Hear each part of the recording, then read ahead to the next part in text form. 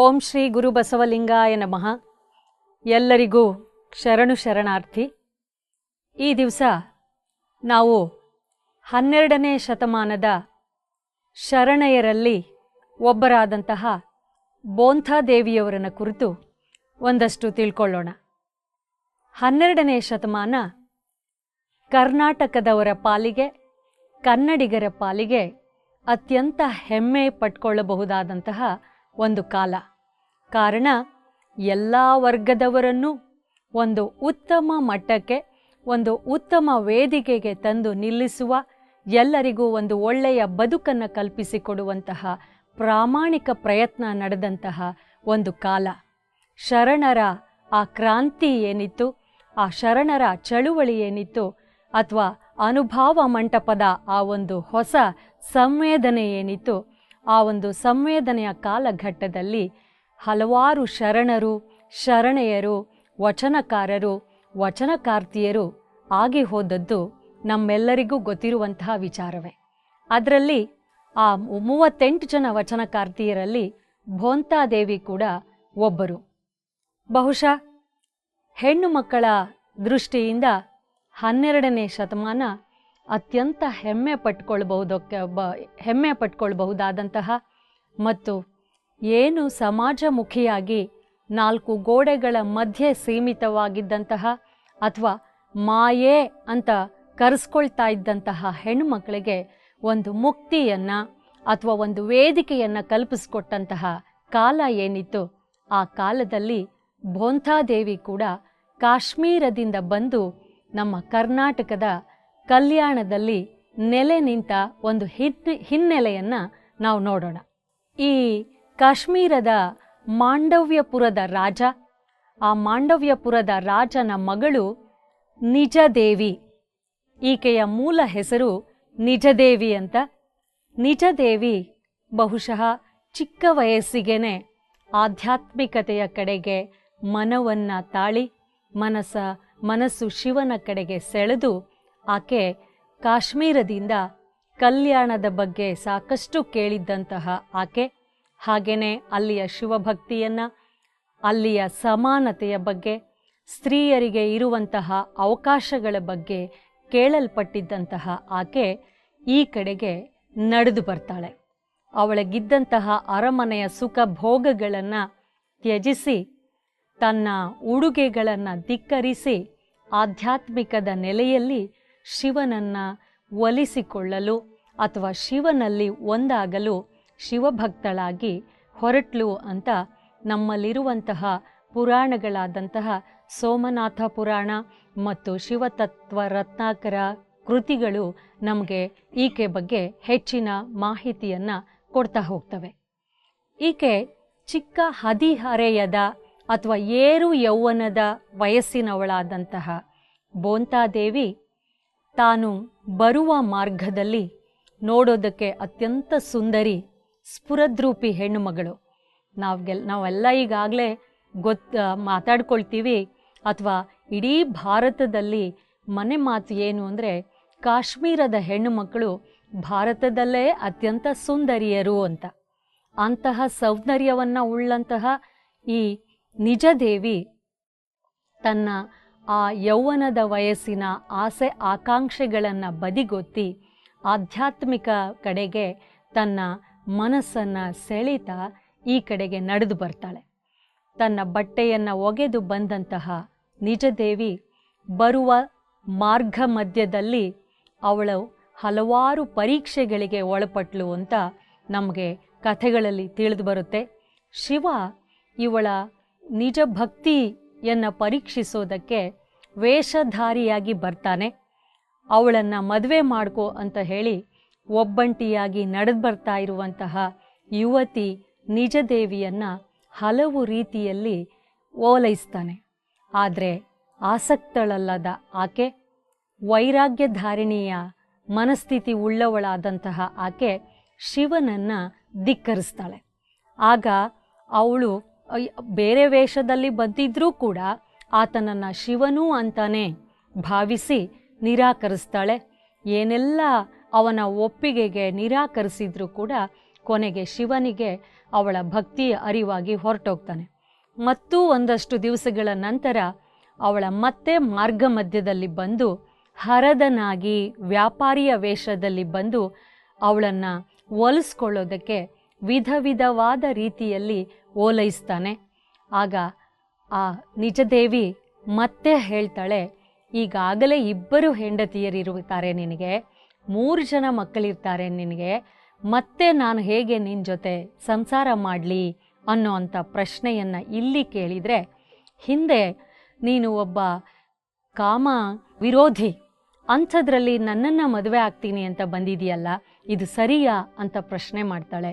ಇದಕ್ಕೆ ಉತ್ತರವನ್ನು ನೀಡಿದಂತಹ ಶಿವ ಕೊನೆಗೆ ಇವಳ ಭಕ್ತಿಗೆ ಮೆಚ್ಚಿ ಅವಳ ಆ ಒಂದು ಅರಿವೇ ಇಲ್ಲದ ನಿರ್ವಾಣ ಸ್ಥಿತಿಯನ್ನು ಕಂಡು ಒಂದು ಬೋಂತೆಯನ್ನು ಕೊಟ್ಟ ಅನ್ನುವಂಥ ಕಥೆ ನಮಗೆ ಬರುತ್ತೆ.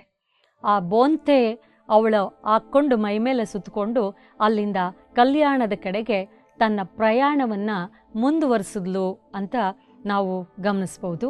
ಹಾಗಾಗಿ ಅಂದಿನಿಂದ ಅವಳಿಗೆ ಬೋಂತಾದೇವಿ ಅನ್ನೋ ಹೆಸರು ಬಂತು ಅಂತ. ಕಲ್ಯಾಣಕ್ಕೆ ಬಂದಂಥ ಬೋಂತಾದೇವಿ ನಿಷ್ಠಾಭಕ್ತಿಯಿಂದ, ದೈವಭಕ್ತಿಯಿಂದ ಆ ಮಹಾಮನೆಯ ಸೇವೆಯಲ್ಲಿ ಮತ್ತು ಅನುಭವ ಮಂಟಪದ ನಿತ್ಯ ಗೋಷ್ಠಿಗಳಲ್ಲಿ ತಾನು ಭಾಗವಹಿಸ್ತಾ ನಿತ್ಯ ಸೇವೆಯನ್ನು ಮಾಡ್ತಾ ಭಕ್ತಳಾಗಿ ತನ್ನನ್ನು ತಾನು ತೊಡಗಿಸ್ಕೊಂಡು ನಿಜ ಭಕ್ತಿಯಿಂದ ನಿಜಾದೇವಿ ಅಂದಿನಿಂದ ಬೋಂತಾದೇವಿ ಅನ್ನುವಂತಹ ಹೆಸರನ್ನು ಪಡ್ಕೊಂಡು ಅಲ್ಲಿ ವಾಸ ಮಾಡ್ತಾ ಇರ್ತಾಳೆ. ತನ್ನ ಒಂದು ಆಧ್ಯಾತ್ಮಿಕದ ಏನು ನಿಲುವು ಇತ್ತು ಆ ಕಡೆಗೆ ಅವಳು ತನ್ನ ಸಾಧನೆಯನ್ನು ಮಾಡ್ತಾ ಹೋಗ್ತಾಳೆ. ಸೊ ಈಕೆ ಬೀಡಾಡಿ ಅನ್ನುವ ಹೆಸರಿನಲ್ಲಿ ಅಂಕಿತ ನಾಮ ಬೀಡಾಡಿ ಅನ್ನೋದನ್ನು ಇಟ್ಕೊಂಡು ಸುಮಾರು 5 ವಚನಗಳನ್ನು ರಚನೆ ಮಾಡಿದ್ದಾಳೆ. ನಮಗೆ ಇದುವರೆಗೆ ಬೋಂತಾದೇವಿಯ ಹೆಸರಿನಲ್ಲಿ ಸಿಕ್ಕಿರುವಂತಹ ವಚನಗಳು 5. ಆದರೆ ಸಾಮಾನ್ಯವಾಗಿ ವಚನಕಾರರಲ್ಲಿ ಅಂಕಿತ ಅನ್ನೋದು ಕೊನೆಯ ಸಾಲಿನಲ್ಲಿ ಬರೋದ್ರಿಂದ ಅವರ ವಚನದ ಕೊನೆಯ ಸಾಲು ಅಂಕಿತ ನಾಮವನ್ನು ಒಳಗೊಂಡಿರೋದ್ರಿಂದ ಒಂದು ವಚನದಲ್ಲಿ 3 ಬಾರಿ 2 ಪದ ದ್ವಿಪದಗಳ ರೀತಿಯಲ್ಲಿ ಬಳಕೆಯಾಗಿ 3 ಸಾರಿ ಬರೋದ್ರಿಂದ ಆ ವಚನವನ್ನು ನಾವೇನಾದರೂ 1 ಅಲ್ಲ 3 ಅಂತ ಪರಿಗಣಿಸೋದಾದರೆ ಆಕೆಯ ವಚನ 5 ಅಲ್ಲ 8 ಅಂತ ನಾವು ಲೆಕ್ಕ ಹಾಕ್ಕೊಳ್ಬೋದು. ಒಟ್ಟಾರೆ 5 ವಚನಗಳನ್ನು ರಚನೆ ಮಾಡಿದರೂ ಕೂಡ ಅತ್ಯಂತ ಶ್ರೇಷ್ಠ ಮತ್ತು ಅರ್ಥಗರ್ಭಿತವಾದಂತಹ ವಚನಗಳನ್ನು ಆಕೆ ರಚನೆ ಮಾಡಿದ್ದಾರೆ. ಆಕೆಯ ಒಂದು ಭಕ್ತಿಯ ನಿಲುವು ಹೇಗಿತ್ತು ಅಂದರೆ, ಕಲ್ಯಾಣದಲ್ಲಿ ವಾಸ ಮಾಡ್ತಾ ಇರುವಂತಹ ಬೋಂತಾದೇವಿ ಪ್ರತಿದಿನ ಕಾಯಕ ನಿಷ್ಠೆಯನ್ನು ಮೆರೀತಾ ಮಹಾಮನೆಯಲ್ಲಿ ಸೇವೆಯನ್ನು ಮಾಡೋದ್ರ ಜೊತೆಗೆ ಅನುಭವ ಮಂಟಪದ ಗೋಷ್ಠಿಯಲ್ಲಿ ತಾನು ಭಾಗವಹಿಸೋದ್ರ ಜೊತೆಗೆ ನಿತ್ಯ ಕೌಪೀನಕ್ಕೆ ಹೊಲಿಗೆಯನ್ನು ಹಾಕ್ಕೊಂಡು ಕೈ ಕುಸುರಿ ಕೆಲಸವನ್ನು ಮಾಡಿಕೊಂಡು, ಬಹುಶಃ ಕಾಶ್ಮೀರದಲ್ಲಿ ಶಾಲುಗಳು ಹೆಚ್ಚು ಇವತ್ತಿಗೂ ಕೂಡ ಪ್ರಸಿದ್ಧಿ ಇರೋದ್ರಿಂದ ಕಾಲಾನಂತರದಿಂದ ಹಿಂದಿನಿಂದ ಕೂಡ ಪ್ರಾಚೀನ ಕಾಲದಿಂದ ಅಲ್ಲಿ ಶಾಲುಗಳ ಒಂದು ಕುಸುರಿ ನೇಯ್ಗೆ ಪ್ರಸಿದ್ಧಿ ಪಡೆದಿರೋದ್ರಿಂದ ಆ ವಾತಾವರಣದಿಂದ ಬಂದಂತಹ ಈ ಬೋಂತಾದೇವಿ ಬಹುಶಃ ಕಲ್ಯಾಣದಲ್ಲಿ ಕೂಡ ಶಾಲುಗಳನ್ನು ತಯಾರು ಮಾಡುವಂತಹ ಒಂದು ವೃತ್ತಿಯನ್ನು ಮಾಡ್ತಾ ಇದ್ಲು ಅಂತ ನಾವು ಅಂದ್ಕೊಳ್ಬೋದು. ಜೊತೆಗೆ ಆ ಬೋಂತಾದೇವಿ ತನ್ನ ವಾಸದ ಮನೆಯ ಸಮೀಪದಲ್ಲಿ ಸಾಕಷ್ಟು ಗಿಡಗಳನ್ನು ಮರಗಳನ್ನು ಬೆಳೆಸಿ, ಆ ಒಂದು ಮರಗಳು ಗಿಡಗಳು ಔಷಧೀಯ ಗುಣಗಳನ್ನು ಉಳ್ಳಂತಹ ಧನ್ವಂತರಿ ವನವನ್ನೇ ಅವಳು ನಿರ್ಮಾಣ ಮಾಡಿದ್ಲು ಅಂತ ನಮಗೆ ಅವಳ ಕಥೆಯನ್ನು ಓದುವಾಗ ತಿಳಿದು ಬರುತ್ತೆ. ಈ ಕಾಲದಲ್ಲಿ ನಾವು ಏನು ಪರಿಸರ ಕಾಳಜಿಯನ್ನು ನೋಡ್ತೇವೆ 21ನೇ ಶತಮಾನದಲ್ಲಿ, 12ನೇ ಶತಮಾನದಲ್ಲಿಯೇ ಬೋಂತಾದೇವಿ ತನ್ನ ಆ ಪರಿಸರ ಕಾಳಜಿಯನ್ನು ಮೆರೆಯೋದ್ರ ಜೊತೆಗೆ ಬೇಸಿಗೆ ಕಾಲದಲ್ಲೂ ಕೂಡ ದೂರದಿಂದ ಹಳ್ಳದಿಂದ ನೀರನ್ನು ತಂದು ಅವಳು ಗಿಡಗಳಿಗೆ ಮರಗಳಿಗೆ ಸುರಿದು ಅವುಗಳನ್ನು ಕಾಪಾಡ್ತಾ ಇದ್ಲು. ಜೊತೆಗೆ ಸ್ಥಳೀಯರಿಗೆ ಬೇಕಾದಂತಹ ಔಷಧಿಗೆ ಬೇಕಾದಂತಹ ಎಲೆಗಳನ್ನು, ಗಿಡಮೂಲಿಕೆಗಳನ್ನು, ಕೆಲವೊಂದು ಪತ್ರೆಗಳನ್ನು, ಚಕ್ಕೆಗಳನ್ನು ಕೊಡ್ತಾ ಇದ್ಲು ಅನ್ನೋವಂಥದ್ದು ಗೊತ್ತಾಗುತ್ತೆ. ಒಂದು ಪರಿಸರದ ಕಾಳಜಿಯನ್ನು ಮೆರೆಯುವಂಥದ್ದು, ಮತ್ತೊಂದು ಭಾರತೀಯ ಔಷಧೋಪಚಾರವಾಗಿದ್ದಂತಹ ಆ ಧನ್ವಂತರಿ ವನವನ್ನು ನಿರ್ಮಾಣ ಮಾಡಿ ಸೇವೆಯನ್ನು ಮಾಡ್ತಾ ಇದ್ದದ್ದು ಅವಳದೇ ಆದ ರೀತಿಯಲ್ಲಿ ನಾವು ಇಲ್ಲಿ ಗಮನಿಸ್ತಾ ಹೋಗ್ಬೋದು. ಸೊ ಈ ರೀತಿ ಸೇವೆಯನ್ನು ಮಾಡಿಕೊಂಡು ಬರ್ತಾ ಇದ್ದಂತಹ ಬೋಂತಾದೇವಿ ಎಲ್ಲೋ ಒಂದು ಕಡೆಗೆ ವೇದಗಳನ್ನು, ಆಗಮಗಳನ್ನು, ಉಪನಿಷತ್ತುಗಳನ್ನು ತಿಳ್ಕೊಂಡಿದ್ಲು, ಅಧ್ಯಯನ ಮಾಡಿದ್ಲೋ ಬಿಟ್ಟಿದ್ಲೋ. ಆದರೆ ಬಹುಶಃ ಅವಳು ಚರ್ಚಾಗೋಷ್ಠಿಗಳಲ್ಲಿ ಪಾಲ್ಗೊಳ್ಳುವಾಗ ಯಥೇಚ್ಛವಾಗಿ ಅವುಗಳ ಬಗ್ಗೆ ತಿಳ್ಕೊಂಡಿದ್ಲು, ಅರಿವು ಇತ್ತು ಅನ್ನೋದಕ್ಕೆ ಅವಳ ವಚನಗಳು ನಮಗೆ ಸಾಕ್ಷಿ ಆಗ್ತಾ ಹೋಗ್ತವೆ. ಅಥವಾ ಅರಮನೆಯ, ಮಾಂಡವ್ಯಪುರದ ರಾಜನ ಅರಮನೆಯ ಮಗಳಾಗಿರೋದ್ರಿಂದ ಬಹುಶಃ ಇವಳಿಗೆ ವೇದ, ಆಗಮ, ಉಪನಿಷತ್ತು, ಪುರಾಣ ಜೊತೆಗೆ ಕಾಶ್ಮೀರದಲ್ಲಿ ಪಂಡಿತರು ಯಥೇಚ್ಛವಾಗಿರುವಂಥದ್ದು. ಹೀಗಾಗಿ ಅಲ್ಲಿ ಇವಳಿಗೆ ಎಲ್ಲದರ ಅರಿವಿತ್ತು ಅನ್ನೋದಕ್ಕೆ ಅವಳ ವಚನಗಳಲ್ಲಿ ಬರುವಂತಹ ವೇದ, ಆಗಮ ಮುಂತಾದಂತಹ ವಿಚಾರಗಳು ಬರೋ ಅಂಥದ್ದನ್ನು ನಾವು ಗಮನಿಸಿದಾಗ ಇವಳಿಗೆ ಅವೆಲ್ಲದರ ಪರಿಚಯ ಇತ್ತು ಅನ್ನೋದು ಸ್ಪಷ್ಟವಾಗಿ ಗೊತ್ತಾಗುತ್ತೆ. ಜೊತೆಗೆ ಸಾಮಾಜಿಕ ಕಳಕಳಿಯನ್ನು ಉಳ್ಳವಳು, ಆಧ್ಯಾತ್ಮಿಕತೆಯ ಕಡೆಗೆ ಸಾಧನೆಯನ್ನು ಮಾಡೋದಕ್ಕೆ ಹೊರಟಂಥವಳು, ಜೊತೆಗೆ ಒಂದು ಜಾತೀಯತೆಯನ್ನು ಹೋಗಲಾಡಿಸೋದಕ್ಕೆ ತನ್ನದೇ ಆದ ರೀತಿಯಲ್ಲಿ ಅವಳು ಅಲ್ಲಿ ಶ್ರಮಿಸಿದಾಳೆ ಅನ್ನೋದಕ್ಕೆ ಅವಳ ವಚನಗಳು ನಮಗೆ ಒಂದು ಪುರಾವೆಯನ್ನು ಒದಗಿಸ್ಕೊಡ್ತವೆ. ಒಂದು ವಚನದಲ್ಲಿ ಹೇಳ್ತಾಳೆ, ಊರ ಒಳಗಣ ಬಯಲು ಊರ ಹೊರಗಣ ಬಯಲೆಂದುಂಟೆ, ಊರೊಳಗೆ ಬ್ರಾಹ್ಮಣ ಬಯಲು ಊರ ಹೊರಗೆ ಹೊಲೆ ಬಯಲೆಂದುಂಟೆ, ಎಲ್ಲಿ ನೋಡಿದರೆ ಬಯಲೊಂದೆ ಭಕ್ತಿಯಿಂದ ಒಳ ಹೊರಗೆಂಬ ನಾವನೈಸೆ, ಎಲ್ಲಿ ನೋಡಿದರೆ ಕರೆದಡೆ ಓ ಎಂಬಾತನೇ ಬೀಡಾಡಿ. ಈ ವಚನದಲ್ಲಿ ಊರ ಒಳಗಣ ಬಯಲು, ಊರ ಹೊರಗಣ ಬಯಲು ಎಂದು ಬೇರೆ ಉಂಟೆ ಅನ್ನುವಂತಹ ಒಂದು ಪ್ರಶ್ನೆಯನ್ನು ಮಾಡೋದ್ರ ಮುಖಾಂತರ ಆಕೆ ಜಾತೀಯತೆಯನ್ನು ಮತ್ತು ಸಮಾನತೆಯನ್ನು ಮತ್ತು ಆಧ್ಯಾತ್ಮಿಕತೆಯ ಬಗ್ಗೆ ಅವಳು ಹೊಂದಿದ್ದಂತಹ ನಿಲುವು ಮತ್ತು ಶೂನ್ಯದ ಕಡೆಗೆ, ಬಯಲಿನ ಕಡೆಗೆ ಅವಳ ಒಂದು ಆಲೋಚನೆ ಅಥವಾ ಅವಳ ಒಂದು ದೃಷ್ಟಿಕೋನ ಹೇಗೆ ಹರಿಸ್ತಾ ಇದ್ಲು ಅನ್ನೋಂಥದ್ದು ನಾವು ಗಮನಿಸ್ತಾ ಹೋಗ್ಬೋದು. ಮತ್ತು ಇಡೀ ಸಮಾಜದ ಎಲ್ಲವೂ ಒಂದೇ, ಇಡೀ ಭೂಮಿ ಮೇಲಿನ ಎಲ್ಲ ಬದುಕು ಒಂದೇ ಅನ್ನುವಂತಹ ಒಂದು ನಿಲುವನ್ನು ತಾಳುವಂಥದ್ದನ್ನು ನಾವು ನೋಡ್ತೇವೆ.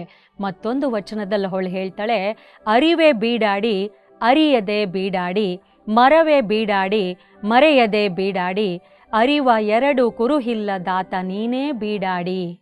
ಅರಿವು ಮತ್ತು ಅರಿಯದೇ ಇರುವುದು, ಅರ್ಥ ಮಾಡಿಕೊಳ್ಳುವ ಮತ್ತು ಅರ್ಥ ಇಲ್ಲದೆ ಇರುವಂತಹ ಒಂದು ವ್ಯಕ್ತಿತ್ವವನ್ನು ಮತ್ತು ಮರೆವು, ಇವುಗಳನ್ನು ಅರಿವು ಮತ್ತು ಮರೆವು ಇವುಗಳನ್ನು ಕುರಿತು ಅವಳು ಜನಗಳಿಗೆ ವಿವರಿಸುವಂತಹ ರೀತಿ ಅವಳ ವಚನದಲ್ಲಿ ನಾವು ಕಾಣಬಹುದು. ಅರಿವರೆತು ಕುರುಹಿಲ್ಲದಾತ ನೀನೇ, ಅರಿವು ಮತ್ತು ಮರೆವು, ಅರಿವನ್ನು ಅರಿತು ಗುರುತಿಲ್ಲದೆ ಅಂದರೆ ಮೂರ್ತ ಸ್ವರೂಪಿ ಮತ್ತು ಅಮೂರ್ತ ಸ್ವರೂಪಿಯಾದ ಶಿವನ ಬಗ್ಗೆ, ಆಧ್ಯಾತ್ಮಿಕತೆಯ ಒಲವಿನ ಬಗ್ಗೆ ನಾವು ಇಲ್ಲಿ ಕಾಣ್ತಾ ಹೋಗ್ಬೋದು. ಹಾಗೆಯೇ ಈಕೆ ಕಾಶ್ಮೀರದ ಒಂದು ವಾತಾವರಣದಿಂದ ಬಂದಂತಹ ಈ ನಿಜದೇವಿ ಅಥವಾ ಬೋಂತಾದೇವಿ ಏನಿದ್ದಾಳೆ, ಅಲ್ಲಿಯ ಪಂಡಿತರ ಸಹವಾಸವೋ ಅಥವಾ ವಿದ್ವಾಂಸರ ಆ ಒಂದು ನಾಡಿನಿಂದ ಬಂದ ಪರಿಣಾಮವೋ ಅವಳಿಗೆ ವೇದ, ಆಗಮ, ಉಪನಿಷತ್ತುಗಳು ಎಲ್ಲವೂ ಕೂಡ ಪರಿಚಯ. ಆಳವಾಗಿ ಅವುಗಳನ್ನು ಅಧ್ಯಯನ ಮಾಡಿದಾಳೋ ಇಲ್ವೋ ಗೊತ್ತಿಲ್ಲ, ಆದರೆ ಅವುಗಳ ಅರಿವಂತೂ ಆಕೆಗೆ ಇದೆ. ಒಂದು ವಚನದಲ್ಲಿ ಹೇಳ್ತಾಳೆ, 4 ವೇದ, 16 ಶಾಸ್ತ್ರ, 18 ಪುರಾಣ, 28 ಆಗಮ, ಇದ ಪ್ರತಿ ಬೀಡಾಡಿ. ಈ ರೀತಿ ಸಾಲುಗಳನ್ನು ಹೇಳುವಾಗ ಅವಳಿಗೆ ವೇದಗಳು ಎಷ್ಟು, ಆಗಮಗಳು ಎಷ್ಟು, ಆ ಉಪನಿಷತ್ತುಗಳು ಎಷ್ಟು, ಈ ರೀತಿಯ ಪುರಾಣಗಳು ಎಷ್ಟು ಅನ್ನುವಂತಹ ಅರಿವು ಇದೆ. ಅಂದರೆ ಅವಳಿಗೆ ಅವುಗಳಲ್ಲಿ ಏನೇನು ವಿಚಾರಗಳನ್ನು ಹೇಳ್ತಾರೆ ಅನ್ನುವಂಥಷ್ಟು ಪ್ರಜ್ಞೆಯಂತೂ ಇದೆ. ಒಂದು ರೀತಿಯಲ್ಲಿ 12ನೇ ಶತಮಾನದ ಹೆಣ್ಣುಮಕ್ಕಳು ಏನೆಲ್ಲ ಅರಿವನ್ನು ಉಳ್ಳವರಾಗಿದ್ರು ಅನ್ನೋದಕ್ಕೆ ಬೋಂತಾದೇವಿ ಕೂಡ ಒಂದು ನಿದರ್ಶನವಾಗ್ತಾ ಹೋಗ್ತಾಳೆ.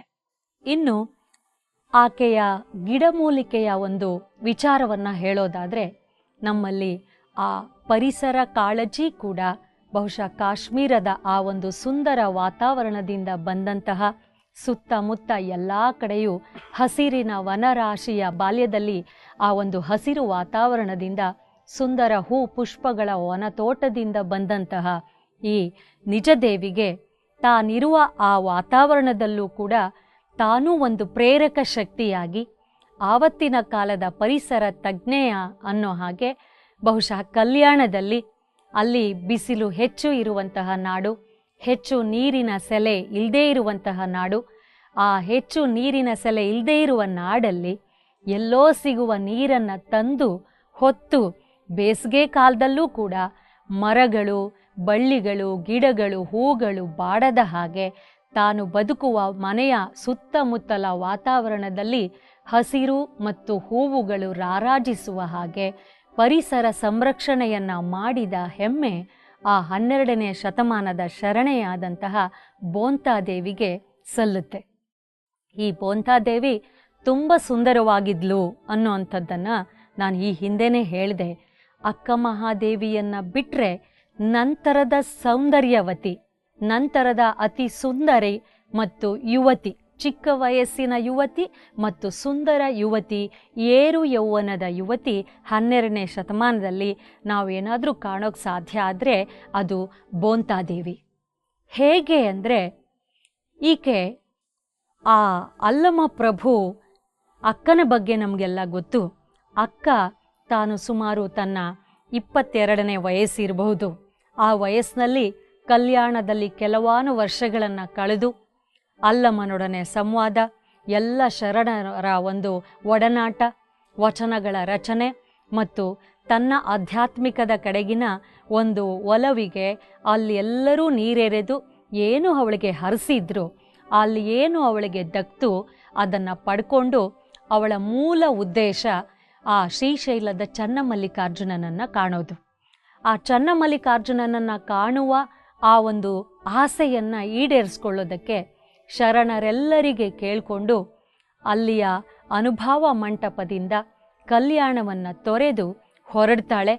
ಆಗ ಹೊರಡುವಾಗ ಇಡೀ ಕಲ್ಯಾಣದ ಶರಣರೆಲ್ಲರೂ ದುಃಖ ತಪ್ತರಾಗ್ತಾರೆ, ಕಣ್ಣೀರು ಸುರಿಸ್ತಾರೆ. ಅವರ ರೋದನಕ್ಕೆ ಪರಿವೇ ಇರೋದಿಲ್ಲ, ಅಷ್ಟು ಅವರು ದುಃಖಪಟ್ಟರು ಅನ್ನುವಂತಹ ವಿಚಾರ ನಾವು ಆಕೆ ಬಗ್ಗೆ ಓದ್ತಾ ಹೋಗ್ತೀವಿ. ಹೀಗಿರುವಾಗ ಇಡೀ ಕಲ್ಯಾಣ ಅಕ್ಕನನ್ನು ಕಳಿಸಿ ದುಃಖ ತಪ್ತರಾಗಿರುವ ಸಂದರ್ಭದಲ್ಲಿ ಅಲ್ಲಮ ಅವರೆಲ್ಲರನ್ನ ಸಂತೈಸ್ತಾರೆ. ಯಾಕೆ ದುಃಖ ತಪ್ತರಾಗಿದ್ದೀರಾ? ಅಕ್ಕನಂತಹ ಮತ್ತೊಬ್ಬ ಅನುಭಾವಿಯನ್ನು ನಾವು ಕಾಣೋದಕ್ಕೆ ಸಾಧ್ಯವ? ಮತ್ತೆ ಅಂತಹ ಆಧ್ಯಾತ್ಮಿಕ ಜೀವಿ, ಅಂತಹ ಭಕ್ತೆ, ಅಂತಹ ವಿಚಾರವಂತ ಹೆಣ್ಣು ಮಗಳನ್ನು, ಅಂತಹ ಭಕ್ತೆಯನ್ನು ನಾವು ಮತ್ತೆ ಎಲ್ಲಿ ಕಾಣೋದಕ್ಕೆ ಸಾಧ್ಯ? ನಮ್ಮ ಕಲ್ಯಾಣ ಆಕೆಯನ್ನು ಕಳ್ಕೊಳ್ತಲ್ಲ ಅಂತ ಎಲ್ಲರೂ ಕಣ್ಣೀರು ಸುರಿಸುವಾಗ ಅಲ್ಲಮ್ಮ ಒಂದು ಮಾತು ಹೇಳ್ತಾರೆ ಕಲ್ಯಾಣ ನಗರದ ಶರಣರಿಗೆ. ನೋಡಿ, ಅವಳ ಗುರಿಯ ಸಾಧನೆಯ ಕಡೆಗೆ ಅಕ್ಕ ಹೊರಟಿದ್ದಾಳೆ, ಅವಳ ದಾರಿಗೆ ಶುಭವಿರಲಿ. ನೀವು ಕಲ್ಯಾಣದಲ್ಲಿ ಮತ್ತೆ ಅಕ್ಕಮಹಾದೇವಿಯಂತಹ ಶರಣೆಯನ್ನು ಕಾಣೋದಕ್ಕೆ ಸಾಧ್ಯವೇ ಅಂತ ದುಃಖ ಪಡೋ ಅವಶ್ಯಕತೆ ಇಲ್ಲ. ಯಾಕೆ ಅಂದರೆ ಅಕ್ಕಮಹಾದೇವಿಯಷ್ಟೇ ಭಕ್ತಳು, ಗುಪ್ತ ಭಕ್ತಳು, ಶರಣೆ, ಶ್ರೇಷ್ಠೆ, ಆಧ್ಯಾತ್ಮಿಕ ಜೀವಿ ಮತ್ತೊಬ್ಬಳಿದ್ದಾಳೆ. ನೀವು ಆಕೆಯನ್ನು ನೋಡಿ ತೃಪ್ತರಾಗಿ ಅನ್ನೋ ಒಂದು ಮಾತನ್ನು ಕೊಡ್ತಾರೆ. ಶರಣರೆಲ್ಲರೂ ಅಚ್ಚರಿಯಿಂದ ನೋಡ್ತಾರಂತೆ, ಯಾರು ಯಾರು ಅಂತ. ಆಗ ಅಲ್ಲಮ ಪ್ರಭು ಹೇಳ್ತಾರೆ, ಬೋಂತಾದೇವಿ ಏನಿದ್ದಾಳೆ ಆ ಹೆಣ್ಣು ಮಗಳು ನೋಡಿ ಅಕ್ಕನಷ್ಟೇ ಭಕ್ತಿ ಉಳ್ಳವಾಕೆ, ಅಕ್ಕನಷ್ಟೇ ಶ್ರದ್ಧಾಭಕ್ತಿ ಆಧ್ಯಾತ್ಮಿಕ ಒಲವನ್ನು ಉಳ್ಳಂತಹ ಜೀವಿ ಆಕೆ. ಆಕೆಯನ್ನು ನೋಡಿ, ಆಕೆ ನಮ್ಮ ಕಲ್ಯಾಣದಲ್ಲೇ ಇದ್ದಾಳೆ, ಅವಳನ್ನು ನೋಡಿ ಅಕ್ಕನನ್ನು ಮರೆಯಿರಿ, ಅವಳು ಅವಳ ಗುರಿಯ ಸಾಧನೆ ಕಡೆಗೆ ಹೊರಡಲಿ ಅನ್ನೋವಂಥ ಮಾತನ್ನು ಹೇಳ್ತಾರಂತೆ.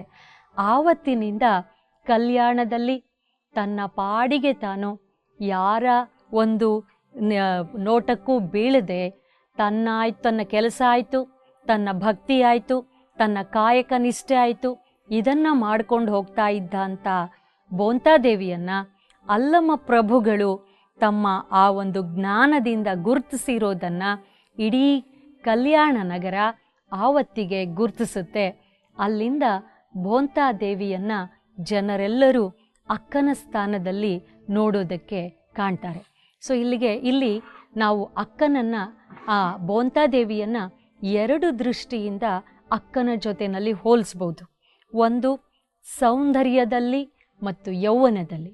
ಯೌವನದಲ್ಲಿ ಅಕ್ಕನಿಗೆ ಸರಿಸಮಾನ ವಯಸ್ಸಿನವಳು, ಹೆಚ್ಚು ಕಡಿಮೆ ಆಕೆಯದು ಏರು ಯೌವನದಲ್ಲಿ ಆಧ್ಯಾತ್ಮಿಕತೆಯ ಕಡೆಗೆ ಒಲಿದವಳು ಅಕ್ಕ ಮಹಾದೇವಿ. ಅದೇ ರೀತಿಯಲ್ಲಿ ಭೋಂತಾದೇವಿ ಕೂಡ ಏರು ಯೌವನದಲ್ಲಿ, ಅಂದರೆ ಚಿಕ್ಕ ವಯಸ್ಸಿನಿಂದಲೇ ಆಧ್ಯಾತ್ಮಿಕದ ಕಡೆಗೆ, ಶಿವನ ಭಕ್ತಿಯ ಕಡೆಗೆ ತಾನು ಒಲಿದಿರೋದನ್ನು ಇಲ್ಲಿ ನಾವು ಕಾಣ್ತಾ ಹೋಗ್ಬೋದು. ಇವೆರಡಾದರೆ ಸೌಂದರ್ಯ ಮತ್ತು ಯೌವನ.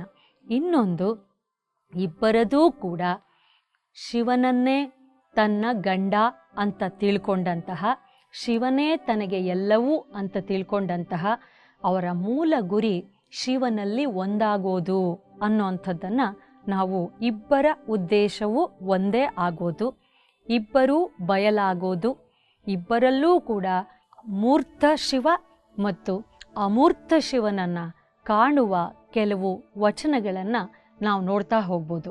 ಹೀಗೆ ಭೋಂತಾದೇವಿಯ ಬಗ್ಗೆ ಕಲ್ಯಾಣ ನಗರದಲ್ಲಿ ಮನೆ ಮಾತಾದಾಗ ಆಕೆ ತನ್ನ ಪಾಡಿಗೆ ತಾನು ಕಾಯಕ ನಿಷ್ಠೆಯನ್ನು ಮಾಡ್ತಾ ಶ್ರದ್ಧಾಭಕ್ತಿಯಿಂದ ತನ್ನ ಕರ್ತವ್ಯವನ್ನು ನಿರ್ವಹಿಸಬೇಕಾದ್ರೆ ಕೊನೆಗೆ ಕಲ್ಯಾಣದಲ್ಲಿ ಕ್ರಾಂತಿ ಆಗುತ್ತೆ. ಆ ಕಲ್ಯಾಣದ ಕ್ರಾಂತಿಯ ಸಂದರ್ಭದಲ್ಲಿ ಎಲ್ಲ ಶರಣೆಯರೂ ಕೂಡ ಬೇರೆ ಬೇರೆ ಊರುಗಳಿಗೆ ವಚನಗಳ ಕಟ್ಟುಗಳ ಜೊತೆಗೆ ಹೊರಟು ಹೋದಾಗ ಈ ಭೋಂತಾದೇವಿ ಕಲ್ಯಾಣದಲ್ಲೇ ಉಳಿದು ತನ್ನ ಪಾಡಿಗೆ ತಾನು ಆ ಕೌಪೀನವನ್ನು ಒಂದು ನೇಯುವ ಕೆಲಸದಲ್ಲಿ ತೊಡಗಿದ್ಲು.